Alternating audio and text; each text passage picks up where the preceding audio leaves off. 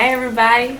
So I decided that before I lost all this good light that I would come to you guys with a little sneaky story time video. I don't know why I keep saying everything is sneaky. If you watch my vlogs, I'm always like sneaky this, sneaky that.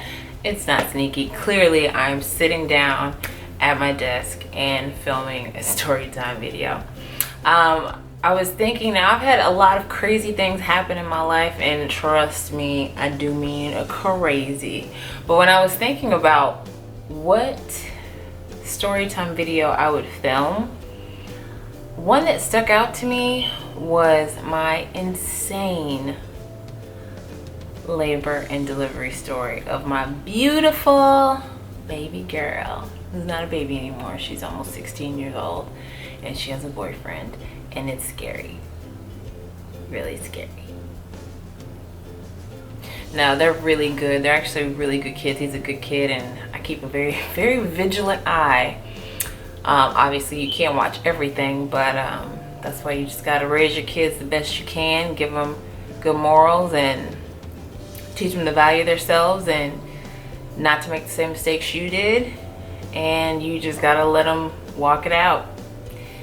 If I locked her in a room, she may end up doing what I did, which was sneak out and be sneaky, and I don't want that. I want our relationship to stay open and her want to talk to me about things. But I'm getting off subject. So my labor and delivery story. Well, a little backstory is that I got pregnant by Destiny's dad. He was my first boyfriend, my first everything. So when I got pregnant, I knew who the daddy was. I was not confused. We moved to Texas. I got pregnant in Florida. That's where he lives and is remarried to a beautiful woman. And when I say beautiful, this chick is gorgeous. She doesn't need makeup. She is a Nubian goddess. She's beautiful. Beautiful. Like, they've got 3 boys together. Anyway, so I moved back to Texas with my family. I was 15 years old when I found out I was pregnant. My parents moved back to Texas, which left Destiny's dad here in Florida, so he was not there for the birth. But when it came time to deliver my beautiful bundle of joy, one, she was late. She was like a week late. They had to induce my labor. So in Texas, in Fort Worth, Texas, which is where I had her, there was a slew of girls getting pregnant. I mean, it was like teenage pregnancy epidemic.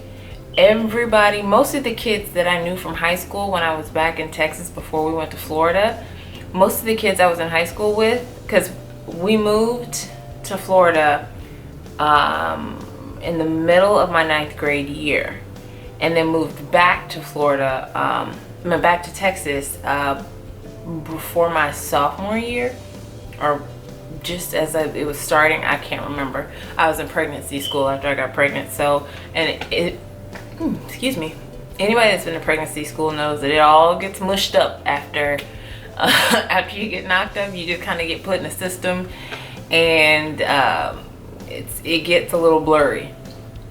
Okay, so there was an epidemic in my town of teenage pregnancy, and I guess the doctors and the nurses had just had it. I don't know what was up with these people, but I had this one doctor, nice Jewish white man, nicest, sweetest guy. I mean, he was just so gentle with me and unassuming, non-judgmental, just took care of my needs. Well, what ended up happening is my aunts and my mom, they all had the same doctor.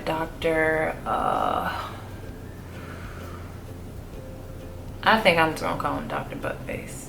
I know that is not very Christian of me. No, I'm not mad anymore, but I don't remember his name. Wingham? Don't quote me on that, and don't look him up. I don't want to like slander anybody's name.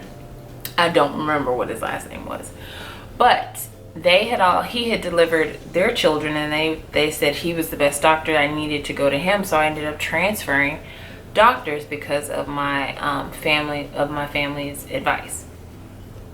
So as I'm transferring doctors and I'm getting all my medical information from the nice Jewish doctor, he's really sad that I'm leaving. He's just like, well, I hate that you're leaving us, and I hope you're happy with this new doctor. And I just felt so bad. I remember at 16 feeling so bad that I was leaving this really sweet doctor, and I didn't really have a good reason, and I didn't really know why I was doing it. I mean, I was 16 years old. My mom was still in charge, and I was just kind of doing what mom thought was best. I mean, when you get pregnant at 15, yeah, had I turned 16 yet? Yeah, I was about 6 months. So yeah, I had turned 16 by then. When you I don't want to say make a mistake, because I don't think my daughter was a mistake, but when you do something that maybe you should have waited on doing, or there's a huge change in your life and you could have avoided a lot of heartache, you start to all of a sudden kind of go back to a childlike state, and you want to then do everything your parents say.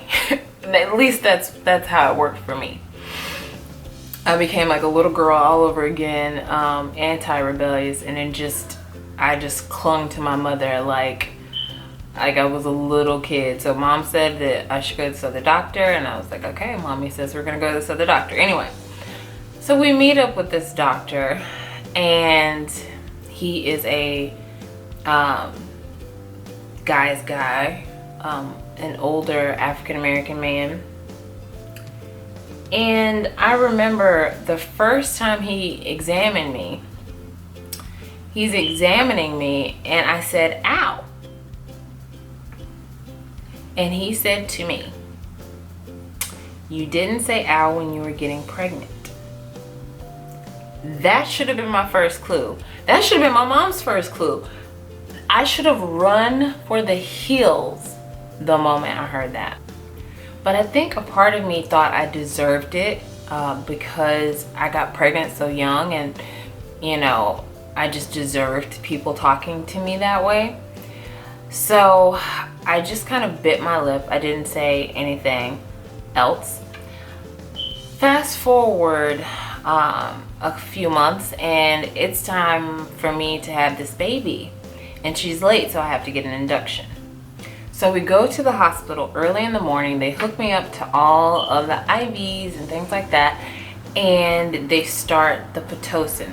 Now, one of the nurses comes in at this moment. It's a African-American nurse, and she says to me, well, honey, you better buckle in. This is going to be a long ride.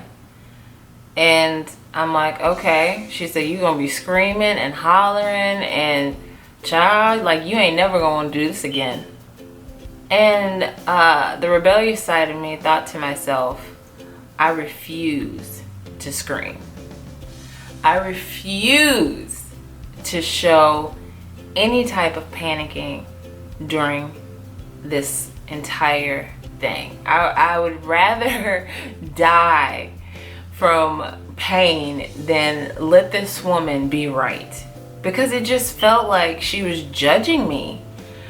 And if we're being honest, she probably was.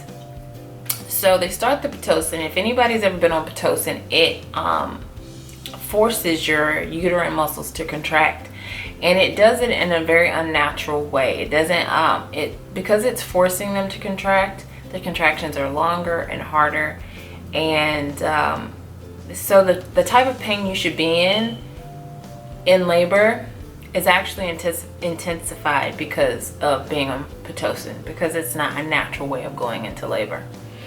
So the Pitocin starts, and the contractions are coming back to back. Oh my gosh.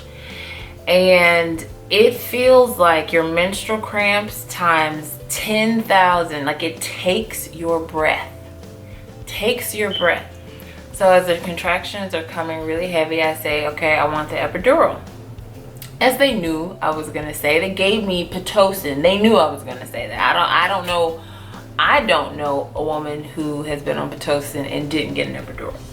So the guy comes in to give me the epidural. I get the epidural, hunky-dory, and I fall straight asleep. Now, remember, the lady told me this was going to be a long haul. She said it could be anywhere from 16 to 24 hours because it was my first baby. I went to sleep. I was asleep for 4 hours. They woke me up and said, it's time to push. My body, when it comes to having babies, my body opens up. No time. If I get pregnant in the near future and I go see an OB, one of the things I'm going to tell him as my pregnancy progresses that if I go into labor, y'all need to be ready. I may have the baby at home before I even get here. And I say this because even when they induced my labor to give birth to my daughter Alina, the lady walked out of the hospital room and she said it was going to take a while for me to dilate, and I had that baby within an hour. I almost had the baby before she got back in the room. Before the nurse got back in the room, because I was calling her, telling her I needed to push, that the baby was coming. She didn't believe me because she had just given me the drugs. And when she walked in, I was already squatting and the baby was coming out.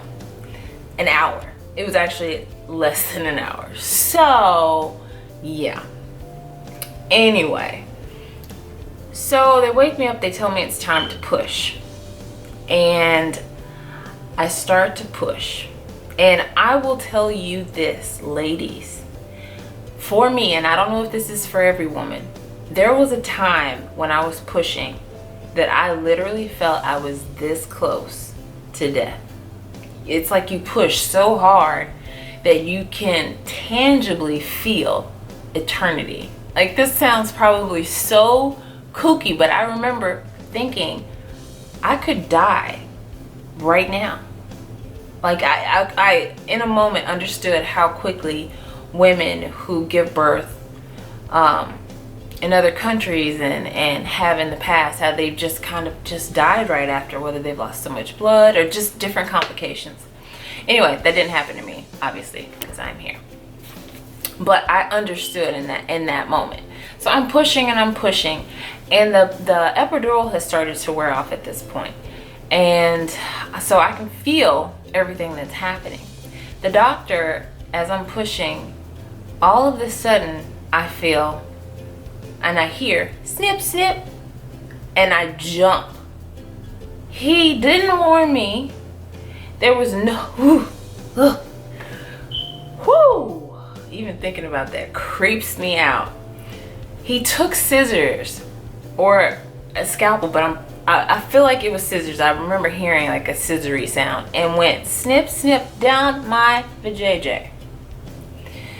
Then took a suction cup and continued to pull my child out of me.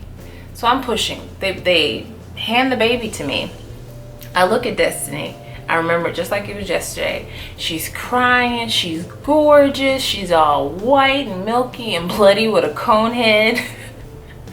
And she's crying and she's crying, and I go, "You hurt mommy," just like that. And just her voice, and just remembering. Anyway, and the nurses are still looking at me. The one nurse that told me how hard it was going to be, she's looking at me like she's taken back that I did not lose it. Now there's about maybe 3 nurses helping out in and out. So after they do that, then the doctor starts to, after they deliver the placenta, he starts to sew me up. No local, he just goes for it. So I am jumping. My legs are gapped open in these stirrups. I am jumping. I can feel the needle going in me, being pulled out, going in me, being pulled out. At this point, I'm just refusing to give these people my tears, my fears. I refuse. So I just jump and just focus on Destiny. I just focused on this beautiful little girl. Then I'm still in the stirrups. I'm looking at my daughter. They take her, they start to wipe her off, check her vitals, As I'm sitting there and I'm just kind of waiting to see what's happening, I'm talking to my aunt, and The nurse comes to clean me up, and she comes over with a bucket, and my legs are up in the thing, so they're like up here by my ears. It feels like in the view anyway, so they're like up here, so I can see through my knees, and there's like a little kind of blanket almost over me. And she takes this bucket of hot water and she throws it between my legs. She throws it, and the water hits me, and I jump and I go, oh!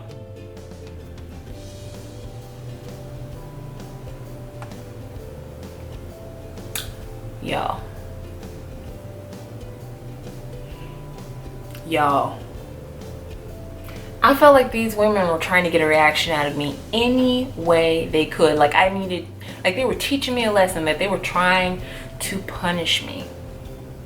I could not wait to get out of that hospital. I don't think I've ever been treated like a piece of meat. I felt like a piece of meat. And I told myself that I would never give birth in a hospital again. And this isn't everybody's experience, but this was my experience. I'm told that because I've had surgery after my stillbirth, I had like a myomectomy where they removed tumors off of my uterus. So it's like a C-section scar. It's pretty big though, it's like that big. They pull out your uterus, take all these knots out of it. I had like knots this big. I had like 5 or 6. I'm told that any pregnancy I have after that, I have to have a C-section. I am believing God that I do not have to have a C-section. Now, granted, if I have to, if I must, I'll do what I gotta do, whatever's safe for the baby. But I really don't want to be put under the knife. Again, I've had so many surgeries in my life, and if I could avoid being in a controlled room where people are dictating my birth as opposed to letting my body do what it's supposed to do, if I could avoid that, I would really love to. And that's just based off of my experience. Some people have had wonderful experiences giving birth. Some people have had completely normal experiences. Some people have had other horrible experiences like me. But that's my experience, and it was definitely one to be remembered, because it's like I see it like it was yesterday. But anyway, that is the end of my story time video.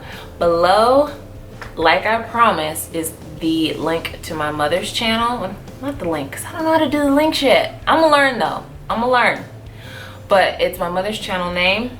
If I can get the link to her video, I will put that in the description box as well. I'm losing my sunlight. As you can see, it is getting darker and darker in here. But I wanted to say thank you guys for stopping by, and I will talk to you